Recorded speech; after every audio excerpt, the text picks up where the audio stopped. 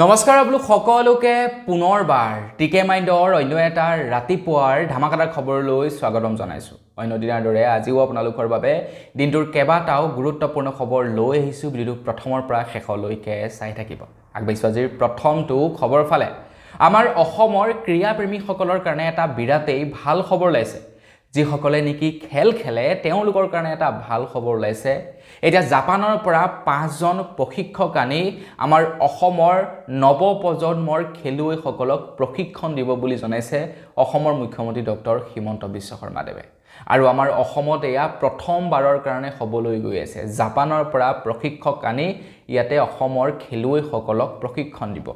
কি খেলৰ প্ৰশিক্ষণ হ'ব? ভলীবল, বাস্কেটবল, সাঁতোৰ, ফুটবল আৰু এথলেটৰ খেলৰ এতিয়া প্ৰশিক্ষণ দিয়া হ'ব। 2 বছৰৰ কাৰণে প্ৰশিক্ষণ দিব বুলি জনাইছে। মানে 5জনকৈ প্ৰশিক্ষক আনিব আৰু 2 বছৰৰ বাবে তেওঁলোকক লৈ অনা হ'ব। 2 বছৰৰ বাবে আমাৰ অসমৰ এথলীটসকলক, ফুটবলাৰসকলক, যিসকলে ভলীবল খেলে তেওঁলোকক প্ৰশিক্ষণ দিব বুলি জনাইছে। অসম চৰকাৰৰ ফালৰ পৰা এইটো এটা প্ৰশংসনীয় পদক্ষেপ হাতত লৈছে। তাৰ কাৰণে আমি অসম চৰকাৰক ধন্যবাদ জনাইছো আৰু আপোনালোকেও লাইক এটা কৰি থৈ যাব ভিডিঅ'টোত। আগবাঢ়িছো ইয়াৰ পাছৰটো খবৰ ফালে। খবৰলৈ পৰিছে খেতিয়কসকলৰ বাবে। আপুনিও বাৰু এজন খেতিয়ক নেকি? কমেণ্ট ছেকশ্যনত জনাব। যদি আপুনি এজন খেতিয়ক তেনেহ'লে আপোনালোকে কিষাণ ক্ৰেডিট কাৰ্ডৰ জৰিয়তে ভাৰত চৰকাৰৰ ফালৰ পৰা সুবিধা বাৰু লাভ কৰিছে নে নাই কৰা কমেণ্ট ছেকশ্যনত জনাব। যদি আপুনি এজন খেতিয়ক আৰু এতিয়ালৈকে যদি আপোনালোকে কিষাণ ক্ৰেডিট কাৰ্ডৰ জৰিয়তে সুবিধাই লাভ কৰা নাই তেনেহ'লে মোৰ বোধেৰে আপুনি এতিয়ালৈকে এজন কৃষক হিচাপে অনলাইন ৰেজিষ্ট্ৰেশ্যন হোৱা নাই। আৰু আপোনালোকে যদি এতিয়ালৈকে অনলাইন ৰেজিষ্ট্ৰেশ্যন কৰা নাই তেনেহ'লে শীঘ্ৰেই আপোনালোকে এজন খেতিয়ক হিচাপে ৰেজিষ্ট্ৰেশ্যন কৰি লওক যিকোনো এটা CSC চেণ্টাৰত গৈ। অসম চৰকাৰৰ ফালৰ পৰা তথ্য দাঙি ধৰিছে যে এতিয়ালৈকে প্ৰায় 1,46,745 জন কৃষকলৈ কিষাণ ক্ৰেডিট কাৰ্ড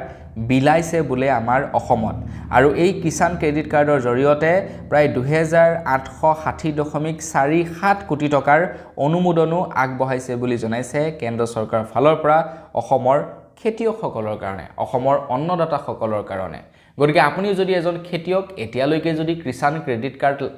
কাৰ্ডৰ সুবিধা লাভ কৰা নাই শীঘ্ৰেই সুবিধা লওক। নিজকে এজন অনলাইনত মানে নিজকে খেতিয়ক হিচাপে ৰেজিষ্টাৰ্ড কৰক। PM কিষাণৰ ধন লাভ কৰিব, খেতিয়কৰ সুবিধাবিলাক লাভ কৰিব, আপোনাৰ KCC লোন লাভ কৰিব, ধেৰ ফেচিলিটি পাব। গতিকে এজন খেতিয়ক হিচাপে নিজকে CSC চেণ্টাৰত গৈ ৰেজিষ্টাৰ্ড কৰক। আগবাঢ়িছো ইয়াৰ পাছৰটো খবৰ ফালে। খবৰ ওলাইছে PM বিশ্বকৰ্মা আঁচনিৰ ওপৰত। আপোনালোকে বাৰু PM বিশ্বকৰ্মা আঁচনিৰ কাৰণে আবেদন কৰিছিলে নে নাই কৰা কমেণ্ট ছেকশ্যনত জনাব। মানে আমাৰ ভাৰতবৰ্ষৰ যিসকল নেকি দৈনিক কাম কৰা মানুহ আছে, যিবিলাকে হাতৰ কাম কৰে, তেওঁলোকৰ বাবে PM বিশ্বকৰ্মা আঁচনিৰ নামেৰে এখন বিশেষ আঁচনিৰ শুভাৰম্ভণি কৰিছিলে। আৰু সেই আঁচনিখনৰ জৰিয়তে কাম কৰা মানুহবিলাকক প্ৰশিক্ষণ দিছিলে আৰু তেওঁলোকক লোন দিয়াৰ ব্যৱস্থা কৰি দিছিলে। এতিয়া আপোনালোকে আবেদন যদি কৰিছিলে তেনেহ'লে ভাল খবৰ, আৰু যদি নাই কৰা তেনেহ'লে বাদ দিয়ক। আৰু আপোনালোকক কি কম, খবৰবিলাক মই জনাই থাকোঁ। তাৰ পাছতো যদি আপোনালোকে আবেদন নকৰে তেনেহ'লে আপোনালোকে বিৰাট ডাঙৰ ভুল কৰি আছে। এতিয়া PM বিশ্বকৰ্মা আঁচনিৰ ওপৰত খবৰ ওলাই পৰিছে। 1,18,000 অনুমোদনপ্ৰাপ্ত লোকৰ ভিতৰত প্ৰায় 92,851 জন লোকক এতিয়ালৈকে প্ৰশিক্ষণ দিছে বুলি জনাইছে। 37,402 জন লোকক আহিলা সম্ভাৰ প্ৰদান কৰা হৈছে। যি কাম শিকিছিলে সেই কামৰ বাবদ যি আহিলাৰ দৰকাৰ হয় সেই আহিলা বিতৰণ কৰা হৈছে। প্ৰায় 125.34 কোটি টকাৰ মূল্যৰ প্ৰায় 13,655 জন ব্যক্তিক লোন প্ৰদান কৰিছে বুলি জনাইছে এই PM বিশ্বকৰ্মা আঁচনিৰ জৰিয়তে। ধৰি লওক আপোনালোকে মূৰ্তি বনোৱা কাম কাজ শিকিলে বা আপোনালোকে কাঠৰ কাম কৰিবৰ কাৰণে শিকিলে, চাৰ্টিফিকেট ল'লে, এতিয়া আপোনালোকক ফাৰ্নিচাৰ খুলিবৰ কাৰণে পইচাৰ প্ৰয়োজন হৈছে, চৰকাৰে আপোনালোকক পইচা দিব এই PM বিশ্বকৰ্মা আঁচনিৰ জৰিয়তে। গতিকে শীঘ্ৰেই আপোনালোকে আবেদন কৰক। আগবাঢ়িছো ইয়াৰ পাছৰ খবৰ ফালে। ইয়াৰ পাছৰ খবৰটো ওলাই পৰিছে এতিয়া BJP পাৰ্টীয়ে আয়োজন কৰিছে ৰিলছ প্ৰতিযোগিতা। বিগত 5 বছৰত বিজেপি চৰকাৰে কি ভাল কাম কৰিলে সেই সম্পৰ্কত আপোনালোকে যদি ৰিলছ প্ৰস্তুত কৰে আপোনাৰ ভিডিঅ'টো যদি সুন্দৰ হয় তেনেহলে আপোনালোকক 2 লাখ টকাৰে পুৰস্কৃত কৰিব বুলি কৈছে বিজেপি পাৰ্টিৰ ফালৰ পৰা তো বিজেপি পাৰ্টিয়ে এতিয়া ৰিল প্ৰতিযোগিতাৰ আয়োজন কৰিছে বিকশিত অসম অগ্ৰগামী অসম নামেৰে তেওঁলোকে এক ৰিলছ প্ৰতিযোগিতাৰ শুভাৰম্ভণি কৰিছে আপোনালোকে যদি ৰিলছ প্ৰস্তুত কৰিব বিচাৰে তেনেহলে 26 ফেব্ৰুৱাৰীৰ পৰা 15 মাৰ্চৰ ভিতৰত আপোনালোকৰ ৰিলছসমূহ ইনষ্টাগ্ৰাম বা ফেচবুকত আপলোড কৰিব লাগিব আপলোড কৰা ৰিলছসমূহ 9395078898 এই নাম্বাৰটোত প্ৰেৰণ কৰিব লাগিব লিংকসমূহ প্ৰেৰণ কৰিব লাগিব লগতে ভিডিঅ'সমূহ ডকুমেণ্ট ফৰ্মেটৰ জৰিয়তে প্ৰেৰণ কৰিব লাগিব তেওঁলোকলৈ এজন ব্যক্তিয়ে মাত্ৰ 10টা ৰিলছে প্ৰস্তুত কৰিব পাৰিব প্ৰত্যেকটো ভিডিঅ'ৰ টাইটেল হ'ব লাগিব বিকশিত অসম অগ্ৰগামী অসম লগতে যি ৰিলছৰ দৈৰ্ঘ্যতা হ'ব লাগিব 20 ছেকেণ্ডৰ পৰা 90 ছেকেণ্ডৰ ভিতৰত প্ৰথম যিজন সিলেকশন হ'ব তেখেতে পাব 2 লাখ টকা দ্বিতীয়জনে পাব 1 লাখ টকা 3 নম্বৰজনে পাব 50,000 টকা আৰু 100 জন লোকক 5,000 টকাকৈ প্ৰদান কৰিব বিজেপি পাৰ্টিৰ ফালৰ পৰা এটো চৰকাৰী ৰিলছ প্ৰতিযোগিতা নহয় কিন্তু বিজেপিৰ হে ৰিলছ প্ৰতিযোগিতা এতিয়া অংশগ্ৰহণ কৰে নকৰে সেইটো আপোনাৰ কথা মানে সিম্পলি ক'বলৈ গ'লে বিজেপি কি কাম কৰিলে কি নাই কৰা তাৰ ওপৰত ৰিলছ বনাব লাগে কৰবাত যদি ৰাস্তা এটা বনাইছে সেইটোৰ ওপৰত ৰিলছ বনাব পাৰে কৰবাত যদি বিদ্যালয় এখন সুন্দৰকৈ বনাইছে তাৰ ওপৰত ৰিলছ বনাব পাৰে কৰবাত যদি অফিচত কিবা এটা ভাল কাম কৰিছে তাৰ ওপৰত আপোনালোকে ৰিলছ প্ৰস্তুত কৰিব পাৰে আগবাইছো ইয়াৰ পাছৰটো খবৰ ফালে আপুনি বাৰু জানে নে আপোনাৰ ওপৰত যদি কেতিয়াবা কোনোবাই কিবা কাৰণত কেছ মুকৰ্দমা দিয়ে তেতিয়া কিন্তু আপোনালোকে চৰকাৰী চাকৰি নাপায় সেই সম্পৰ্কে বাৰু আপোনালোকে জানে নে নাজানে কমেন্ট সেকশনত জনাব এতিয়া এইটো এটা বেয়া বিষয় বুলি উল্লেখ কৰিছে প্ৰাক্তন আইপিএছ বিষয়া আনন্দ মিশ্ৰই তেখেতে কৈছে যদি কোনো এজন যুৱকৰ বিৰুদ্ধে এজাহাৰ থাকে তেতিয়া সেই যুৱকজনে চৰকাৰী চাকৰিত নিযুক্তি লাভ নকৰে গোটেই ভাৰতবৰ্ষতে এই নিয়মটো পালন কৰা হয় তেখেতে কৈছে যে এই ব্যৱস্থাটো বন্ধ হ'ব লাগে হেয়া বন্ধ হোৱা উচিত বুলি তেখেতে কৈছে যে ধৰি লওক যেনিবা কোনো এজন ব্যক্তিৰ বিৰুদ্ধে কোনোবাই মানে আক্ষেপত কিবা কাৰণত কেতিয়াবা এফআইআৰ দি দিলে তো সেই ব্যক্তিজনে আৰু মানে চাকৰিৰ পৰা বঞ্চিত থাকিব লাগে যদি তেখেতৰ নামত মানে গোচৰটো চলি থাকে তেখেতে যেনিবা পাছত গৈ প্ৰমাণ হ'ল যে হেইটো তেখেত নিৰ্দোষী এনেই তেখেতৰ ওপৰত কেছটো দিছিলে তেতিয়া তেখেতৰ ৰেকৰ্ডছটো তাত নাথাকে কিন্তু হেইটো হওঁতে টাইম লাগি যায় হয়নে নহয় তো আনন্দ মিশ্ৰই কৈছে বৰ্তমান তেখেত বিজেপিৰ বিধায়ক বিহাৰৰ বিজেপিৰ বিধায়ক আৰু লগতে তেখেত প্ৰাক্তন আইপিএছ বিষয়া তেখেতে কৈছে যে আমাৰ ভাৰতবৰ্ষৰ পৰা এই নিয়মটো অতৰাই দিব লাগে এই কাৰণে অতৰাব লাগে কাৰণ কোনোবাই কাৰোবাৰ ওপৰত আক্ষেপমূলকভাৱেও মানে এজাহাৰ দি বা এফআইআৰ দি তেওঁলোকক চৰকাৰী চাকৰিৰ পৰা বঞ্চিত কৰি ৰাখিব পাৰে গতিকে আনন্দ মিশ্ৰ ছাৰে প্ৰাক্তন আইপিএছ বিষয়াজনে মানে ভাল এটা বিষয়ৰ ওপৰতে তেখেতে মানে দাঙি ধৰিছে এইটো নিয়ম সলনি হ'ব লাগে নে নালাগে কি ভাবে আপোনালোকে কমেন্ট সেকশনত জনাব আগবাইছিয়াৰ পাছৰটো খবৰ ফালে আমাৰ অসম চৰকাৰৰ চাকৰিয়ালৰ কাৰণে এটা ভাল খবৰ ওলাইছে আমাৰ অসমত গঠন কৰা হ'ল 8 পে কমিছন অসম চৰকাৰৰ ফালৰ পৰা ঘোষণা কৰিছে যে অষ্টম অসম দৰমহা আয়োগ গঠন কৰা হৈছে ৰাষ্ট্ৰপতিকা জাননী জাৰি কৰিছে ৰাষ্ট্ৰপতিকা জাননী জাৰি কৰিলে ৰাজ্যপালে অৱসৰপ্ৰাপ্ত আইএছ সুভাষ চন্দ্ৰ দাসৰ নেতৃত্বত 8 পে কমিছন আয়োগ গঠন কৰা হৈছে অসম চৰকাৰৰ যিসকল চাকৰিয়াল আছে তেওঁলোকৰ এতিয়া দৰমহাসমূহ বৃদ্ধি হ'ব আপোনালোকৰ ঘৰতো কোনোবা অসম চৰকাৰৰ চাকৰিয়াল আছে নেকি কমেন্ট সেকশনত জনাব তেওঁলোকক কওক যে পাৰ্টি ৰেডি কৰ তহতৰ দৰমহা এতিয়া বৃদ্ধি হ'ব আগবাইছো ইয়াৰ পাছৰটো খবৰ ফালে এতিয়া পলিটিচিয়ান সকলে বিভিন্ন স্থানত তেওঁলোকৰ নিৰ্বাচনী প্ৰচাৰ চলাবলৈ লাগি গৈছে যোৱাকালি অশোক সিংঘাল ডাঙৰীয়া দেৱৰ এখনি সভাৰ এটা ভাষণ শুনা পালো যিটো ভাষণত শুনিবলৈ পাইছো তেখেতে কৈছে যে মই মিয়াক ঘেন্টা খাতিৰ নকৰো মই মিয়াৰ প্ৰেমত থাকিব নালাগে নহলে অৰুণোদয় সব মিয়াই লৈ যাব তেখেতে কৈছে যে মিয়াৰ প্ৰেমত মানুহ থাকিব নালাগে নহলে অৰুণোদয় আঁচনি চৰকাৰী আঁচনিৰ সুবিধা মিয়া বিলাকে লৈ যাব তেখেতে খোলাকে কৈছে যে মই মিয়া ঘেন্টা খাতিৰ নকৰো মই মিয়া সাপোৰ্টিভ নহয় এখন বিশেষ মানে চৰকাৰী অনুষ্ঠানত অংশগ্ৰহণ লৈ তেখেতে এনে ধৰণৰ মন্তব্য কৰিছে এটা কি ক'ব আপোনালোকে এই সম্পৰ্ক জনাব তো এইখন চৰকাৰৰ পৰা আমি কি আশা কৰোঁ আমি আশা কৰোঁ যে তেওঁলোকে আগন্তুক 5 বছৰত কি কল্যাণমূলক কাম কৰিব সেই সম্পৰ্কে প্ৰতিশ্ৰুতি দিয়ক মিয়া বাংলাদেশী গৌৰৱ গগৈ কংগ্ৰেছ আপোনাৰ ৰাহুল গান্ধী জৱাহৰলাল নেহেৰু এইবিলাকৰ ওপৰত আমি মন্তব্য নিবিচাৰোঁ আমি তেওঁলোকৰ পৰা বিচাৰোঁ উন্নয়ন উন্নতি আমি তেওঁলোকৰ পৰা বিচাৰোঁ স্বাস্থ্য শিক্ষা এইবিলাক গতিকে তেওঁলোকে যাতে আগন্তুক 5 বছৰত মানে মিয়া মুছলমানৰ ৰাজনীতি নকৰে তেওঁলোকে নিৰ্বাচনত যাতে এইবিলাক কৈ মানুহক ডাইভাৰ্ট নকৰে আগবাইছো ইয়াৰ পাছৰ খবৰ ফালে এতিয়া কেৰালা ৰাজ্যৰ নাম সলনি হ'ব বুলি খবৰ ওলাই পৰিছে কেবিনেটে ঘোষণা কৰিছে যে এতিয়া সলনি হ'ব কেৰালা ৰাজ্যৰ নাম মোদী কেবিনেটত কেৰালাৰ নাম সলনি হ'ব কেৰালাৰ নাম হ'ব এতিয়া কেৰেলম আৰু তাৰ এতিয়া প্ৰস্তাৱ দিয়া হৈছে আৰু এই প্ৰস্তাৱৰ ওপৰত এতিয়া আলোচনা চলিব আৰু আলোচনাৰ পাছত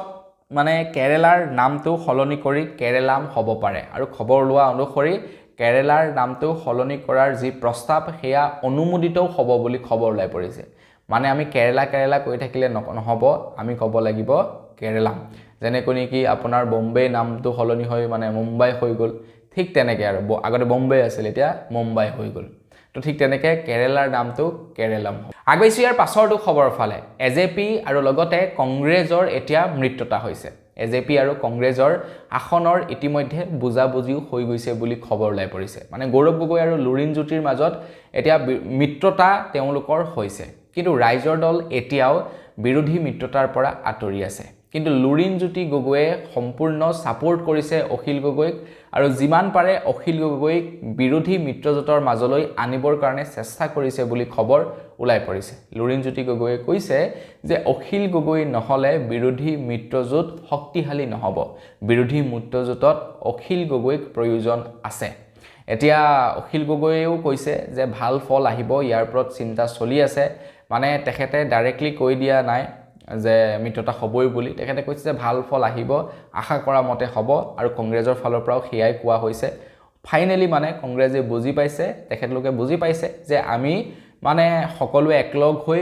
বিজেপিক পৰাভূত কৰিবৰ কাৰণে আগবাঢ়িব লাগিব আমি প্ৰত্যেকে বেলেগে গ'লে বিজেপিক পৰাভূত কৰিব নোৱাৰিম আগবাইছো ইয়াৰ পাছৰটো খবৰ ফালে খবৰ লাই পৰিছে পলিটিক্সৰ ওপৰতে আহি আছে ২৬ৰ বিধানসভা নিৰ্বাচন ২৬ৰ বিধানসভা নিৰ্বাচনৰ পূৰ্বে এতিয়া অসম গণ পৰিষদৰ ভেটি অধিক শক্তিশালী হৈছে বুলি খবৰ ওলাই পৰিছে অসম গণ পৰিষদত ডিব্ৰুগড় বিশ্ববিদ্যালয়ৰ ১০০জনীয়া উচ্চ শিক্ষিত ছাত্ৰ নেতাই অসম গণ পৰিষদত বোলে যোগদান কৰিছে বুলি খবৰ ওলাই পৰিছে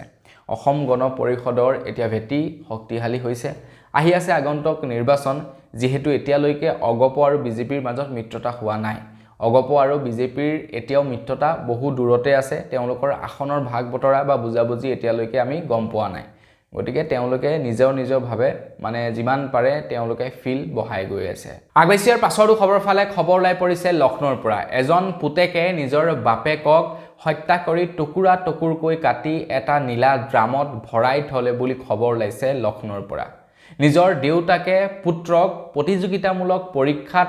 হেঁচা প্ৰয়োগ কৰিছিলে মানে পৰীক্ষাৰ বাবে হেঁচা প্ৰয়োগ কৰিছিলে পঢ়িবৰ কাৰণে বা পৰীক্ষা দিব লাগিব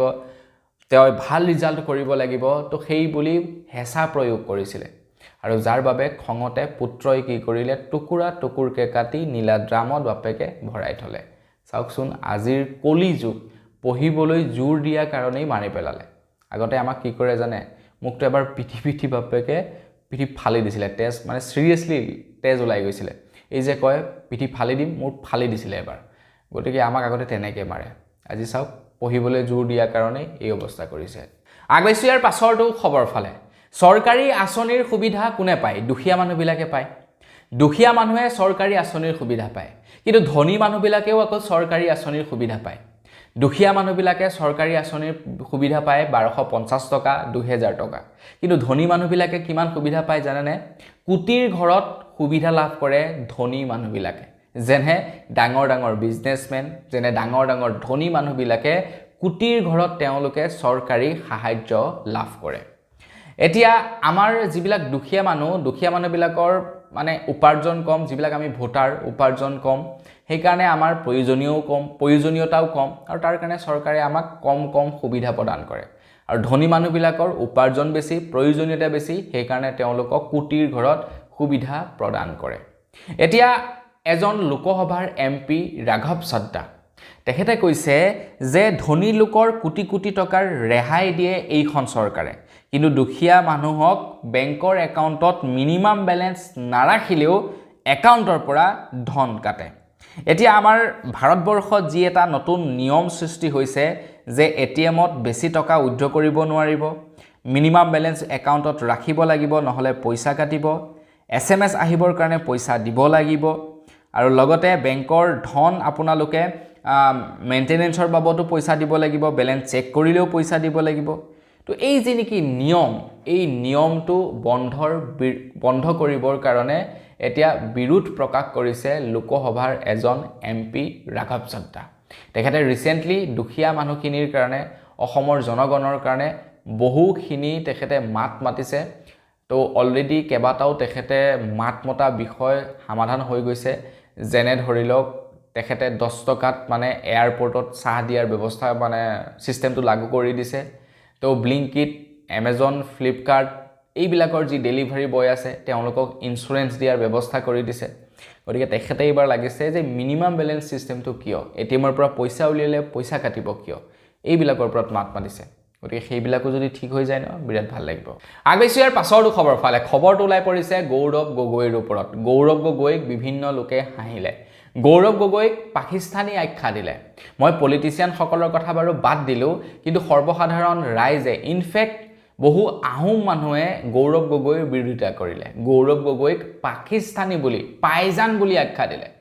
কিন্তু সেইজন গৌৰৱ গগৈক এতিয়া লোকসভাৰ অধ্যক্ষই গধুৰ দায়িত্ব অৰ্পণ কৰিছে এতিয়া আকৌ আপোনালোকে লোকসভাৰ অধ্যক্ষকো কংগ্ৰেছৰ মানুহ বুলি কৈ নিদিব লোকসভাৰ অধ্যক্ষই গৌৰৱ গগৈক এতিয়া ইণ্ডিয়া আৰু ফিলিপাইনছ পাৰ্লিয়ামেণ্টাৰী ফ্ৰেণ্ডশ্বিপ গ্ৰুপৰ তেখেতক অধ্যক্ষ হিচাপে লোকসভাৰ অধ্যক্ষ ওম বিৰলাই তেখেতক মনোনীত কৰিছে মানে দায়িত্ব অৰ্পণ কৰিছে ইণ্ডিয়া আৰু ফিলিপাইনছৰ মানে যি নেকি সম্পৰ্ক সেই সম্পৰ্ক বজাই ৰাখিবৰ কাৰণে এটা বিশেষ সংস্থা থাকে নহয় তো তাৰ কাৰণে কি কৰিছে তেখেতক অধ্যক্ষ হিচাপে মনোনীত কৰিছে গতিকে যিবিলাকে নেকি যিবিলাক বেলেগৰ কথা বাদ দিলো যিবিলাক নেকি আমাৰ আহোম মানুহে তেখেতক পাইজান পাকিস্তানী এইবিলাক আখ্যা দিছিলে তো তেওঁলোকৰ ওপৰত মোৰ মতে এইটোটা ডাঙৰ স্বৰ উঠাইছে লোকসভাই আগৈছো ইয়াৰ পাছৰটো খবৰ ফালে খবৰ লাইছে অসমৰ মুখ্যমন্ত্ৰী ডক্টৰ হিমন্ত বিশ্ব শৰ্মাদেৱে ৰিসেন্টলি সমাজত ঘৃণা বিয়পোৱাৰ যি নেকি ভাষণ দিছিলে সেই ভাষণৰ ওপৰত তেখেতৰ বিৰুদ্ধে এজাহাৰ দাখিল কৰা হৈছে পিআইএল দাখিল কৰা হৈছিল এজাহাৰ নহয় পিআইএল দাখিল কৰা হৈছিল এতিয়া সেই পিআইএলৰ শুনানি জাৰি কৰা হ'ব বুলি খবৰ লাই পৰিছে খবৰ লাই অনুসৰি বুধবাৰে মুখ্যমন্ত্ৰী হিমন্ত বিশ্ব শৰ্মাই ঘৃণা বিয়পোৱাৰ ভাষণ দিয়াৰ সন্দৰ্ভত গুৱাহাটী উচ্চ ন্যায়ালয়ত অনুষ্ঠিত হ'ব এক শুনানি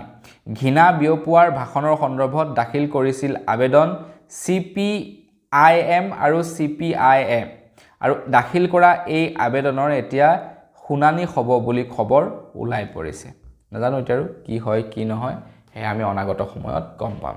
আগৈছো ইয়াৰ পাছৰটো খবৰ ফালে আমাৰ অসম চৰকাৰৰ চাকৰিয়াল সকলৰ কাৰণে এটা ভাল খবৰ ওলাইছে আহি আছে আগন্তুক হোলীৰ কাৰণে এতিয়া বোলে 27 ফেব্ৰুৱাৰীতে চৰকাৰী চাকৰিয়াল সকলক মাৰ্চ মাহৰ দৰমহা প্ৰদান কৰিব বুলি জনাইছে 27 ফেব্ৰুৱাৰীতে মাৰ্চ মাহৰ দৰমহা প্ৰদান কৰা হ'ব এতিয়া অসম চৰকাৰৰ চাকৰিয়াল সকলৰ কাৰণে তো অসম চৰকাৰৰ চাকৰিয়াল সকলক যদি আপোনাৰ এপ্ৰিল মাহৰ দৰমহাত এপ্ৰিল মাহত মানে যেটো দৰমহা পাব লাগে সেইটো যদি বিহুৰ সময়তে দি দিয়ে কিমান ভাল লাগিব ন এপ্ৰিল নহয় মে মাহৰ দৰমহাটো যদি হে মানে 13-14 এপ্ৰিল তাৰিখৰ দিনাখন দি দিয়ে কিমান ভাল লাগিব হয় নহয় বাৰু কমেন্ট সেকশনত জনাওক কমেন্ট কৰক যদি আপোনালোকক লাগে মে মাহৰ দৰমহা এপ্ৰিলতে কি জানিবা কৰিয়ে দিয়ে আগৈছো ইয়াৰ পাছৰটো খবৰ ফালে কেন্দ্ৰ চৰকাৰে বিগত 5 বছৰত ভঙা চিঙা বিক্ৰী কৰি কিমান টকা পালে আপোনালোকে জানেনে শুনিলে আচৰিত হ'ব আমি যে আগতে সৰুতে সেই সৰু মৰু কাগজ কিবা কিবি বুটলি ঘৰত থৈ দিও ভঙা চিঙা লোহাটিং আহিলে বিক্ৰী কৰো 2 টকা 3 টকা লাভ কৰো তো ভাৰত চৰকাৰে বিগত 5 বছৰত ভঙা চিঙা বিক্ৰী কৰিবলৈ প্ৰায় 4405 কোটি টকা লাভ কৰিছে 4405 কোটি টকা মাত্ৰ এটা মাহতে 200 কোটি টকাৰ আৱৰ্জনা বিক্ৰী কৰিছে এতিয়া আৱৰ্জনাসমূহ যেনে চৰকাৰী অফিচ কাছাৰীৰ ফাইলসমূহ বা য'তে ত'তে পৰি থকা মানে যিবিলাক নেকি বহুত দিনীয়া পৰি থকা অপ্ৰয়োজনীয় বস্তু সেইবিলাক মানে বিক্ৰী কৰি 4,405 কোটি টকা পাইছে ভঙা চিঙা বিক্ৰী কৰিও চাওকচোন 4,500 কোটি টকা ধেমালি নহয় কিন্তু আগৈছো একেবাৰে শেষৰটো খবৰ ফালে আমাৰ লখিমপুৰত স্থাপন কৰা হৈছে এটা ক্ৰীড়া ষ্টেডিয়াম খবৰ লৈ পৰিছে সেই ষ্টেডিয়ামটো লাভলিনা বৰগোহাঁইৰ নামত নামাকৰণ কৰা হৈছে আৰু আজি অসমৰ মুখ্যমন্ত্ৰী ডক্টৰ হিমন্ত বিশ্ব শৰ্মাদেৱে সেই ষ্টেডিয়ামটো মুকলি কৰিব মুখ্যমন্ত্ৰী হিমন্ত বিশ্ব শৰ্মাই মুকলি কৰিব লখিমপুৰত স্থাপন কৰা লাভলিনা বৰগোহাঁই ক্ৰীড়া ক্ষেত্ৰ তো আজি হৈছে আপোনাৰ 25 তাৰিখ আৰু 25 তাৰিখৰ দিনাখনেই শুভ উদ্বোধন কৰিব তো হঠাতে বনাই দিলে আকৌ বহুত দিন কুটুং মুটুংকে কাম কৰি আছিলে ৰিসেন্টলি কেইদিনমানত হঠাৎ একদম বাপ্পেকে ধাৰাসাৰ কাম কৰি উঠাই দিলে প্ৰায় 4-5 বছৰ মানৰ পৰা কুটুং মুটুংকে কাম চলি আছিলে মানে অকনমানকে তাতকে আগৰ পৰাই চলি আছিলে নেকি এতিয়া হঠাতে দেখিছো মানে কমপ্লিট হৈ গ'ল আৰু যি কি নহওক ভাল হৈছে আমাৰ লখিমপুৰবাসীৰ কাৰণে এইটোটা মানে ভাল খবৰ আৰু যি কি নহওক আজি ভিডিও জনাবলৈ খবৰ ইমান কেইটাই আছিলে খবৰ কেইটা জানি কেনে পালে কমেন্ট সেকশনত জনাব যদি ভাল লাগিলে লাইক এটা কৰি দিব চেনেল যদি সাবস্ক্ৰাইব কৰে সাবস্ক্ৰাইবটো কৰি ল'ব পুনৰ এটা লগ কৰাৰ খালি ভিডিও মাগিছো ধন্যবাদ জয় অসম